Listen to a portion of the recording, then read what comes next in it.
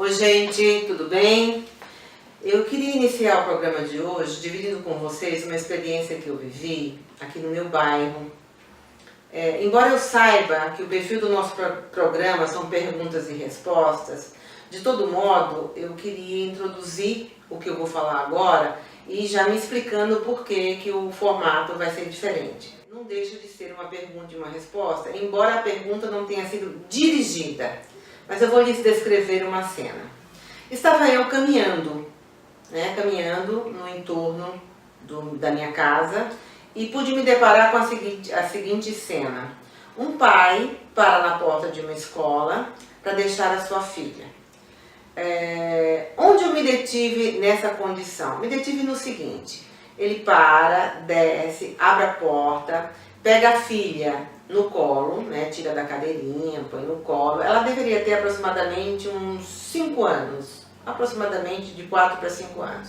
Então ele pega ela no colo, ele já está com a chave do carro na mão, pega a mochila dela, que não era pequena, pega mais uma outra sacola, que eu suponho deve ter sido uma lancheira, não é?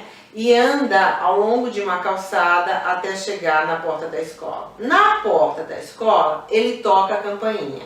Então veja, eu estou descrevendo assim com bastante detalhes, porque me chamou a atenção o quanto este pai, na sua tentativa de ser tão atencioso, bacana, protetor, ele não deu voz, não deu ação para nenhum desses atos para a garota, para sua filha.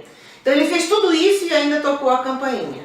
Então a minha resposta para hoje é para esse pai, e talvez para você que de alguma forma é um pai, uma mãe, uma tia, um cuidador, uma cuidadora, que de certa forma reproduz esse tipo de atitude.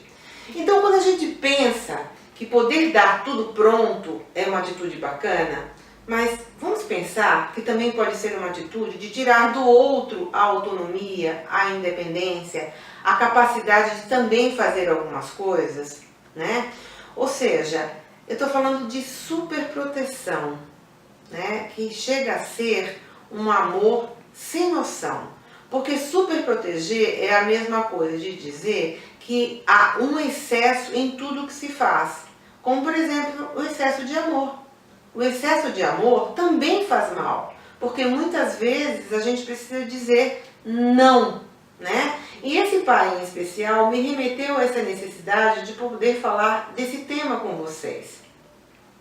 Então veja, vamos imaginar também uma outra cena. Imagine que você fica oferecendo para o seu filho, para sua filha pequena, se ele quer água, se ele está com sede. Ou então você já traz automaticamente a água para ele beber. Essa criança nunca vai precisar fazer nada, né? Por quê? Porque você se antecipa. E nessa antecipação você tira dessa criança recursos dela poder requisitar, dela poder dizer: estou com sede, preciso trocar de roupa, estou com frio, não precisa fazer tudo para mim porque eu já sei também fazer sozinha. Isso chama-se superproteção. E há males que a superproteção provoca. Tudo que é demais enjoa, aborrece, incomoda. Tudo que é demais é um exagero. E isso também refere-se aos cuidados. Porque a gente tira do outro a capacidade de fazer, de pensar, de criticar, de ir e vir. Porque o outro fica naquela condição do copia e cola o seu pensamento, a sua ação. E aí, como nós não somos eternos, ele precisará em algum momento agir a partir de si mesmo. Então fica uma inquietação, fica uma reflexão. O que você quer para o seu filho?